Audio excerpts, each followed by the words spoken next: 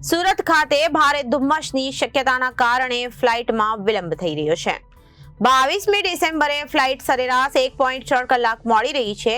આજે 23મી ડિસેમ્બરે CAT-1 અને CAT-2 લાઇટિંગ સિસ્ટમ ન હોવાને કારણે ઈંધણ બચાવવા માટે એરલાઇનોએ દિલ્હી, હૈદરાબાદ અને ચેન્નઈમાંથી સુરત માટેની ફ્લાઇટ્સ લગભગ 1 થી 1.5 કલાક મોડી રવાના કરવાનો નિર્ણય લીધો છે. સુરત ખાતે ભારે ધુમ્મસની શક્યતાને કારણે ફ્લાઇટમાં વિલંબ થઈ રહ્યો છે. 22મી ડિસેમ્બરે ફ્લાઇટ સરેરાશ 1.3 કલાક મોડી રહી હતી.